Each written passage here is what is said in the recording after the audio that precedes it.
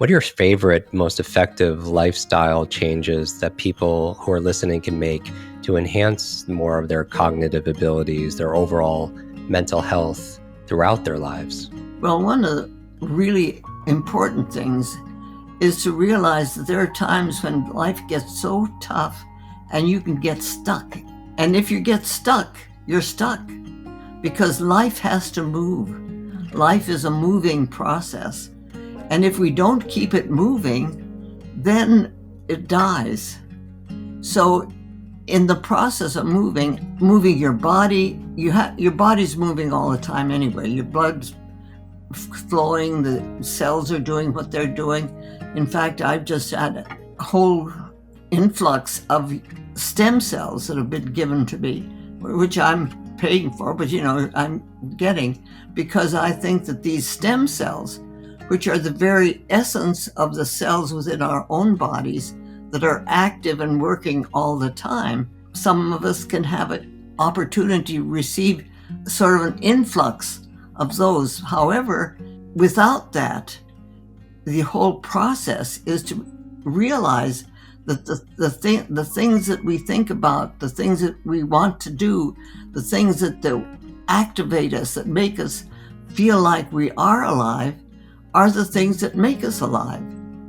If we think that we're not alive, then and that everything is dead, then our whole being falls into itself and it dies.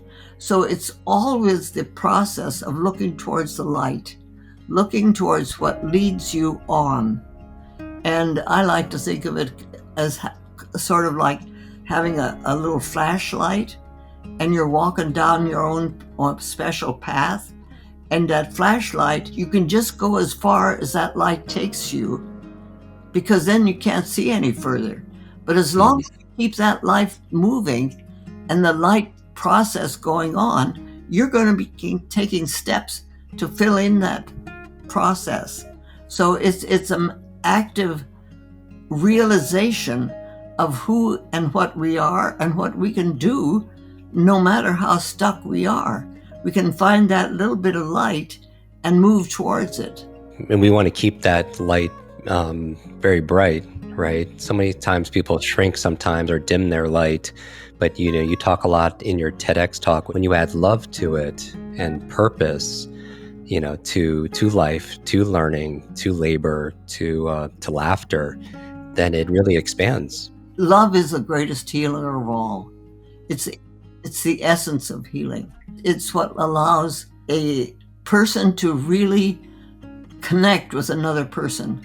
It's that love aspect that activates the life within another person. Because life itself is sort of like a little seed. It has a shell around it. And you can find one of these cells in the pyramids. They've been there forever. But you have within that shell a whole universe energy. The universe energy is within that shell, but it can't do anything until that shell is broken. And the only way that happens is when love activates and cracks that shell. And so it's that whole love life process that is our life process. It's what keeps us going. It's what keeps us alive. It's what makes us choose to do what it is that we need to choose. It's that inner urge that latches onto something and says, yeah, that's good for now. And then, that it can change. We can find something else if we need to. But if we don't, we make do with my mother's first one of her important statements was, well, just make do.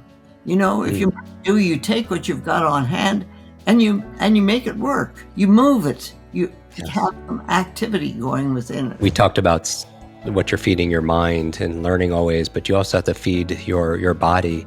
And you've studied the impact of nutrition on brain health extensively.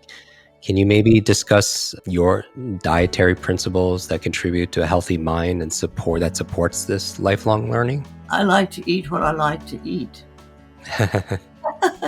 And it's not all, I like cake sometimes, and I like chocolate, and Mhm. And it makes me happy to do that. We each have our own. I can't tell everybody that they should stop eating chocolate or that they should stop doing this or start doing that. Or I think that there are certain principles that are really basic to the inner health of our body, and and they're available to us. If you're not looking for them, or if all you want is a really good hamburger every day, well, go for it. But it's going to be a little bit tough on your body. These principles are there. The nutrition has been studied and restudied and studied again, but only if we take in the information that's there and make it personal will it be real to us.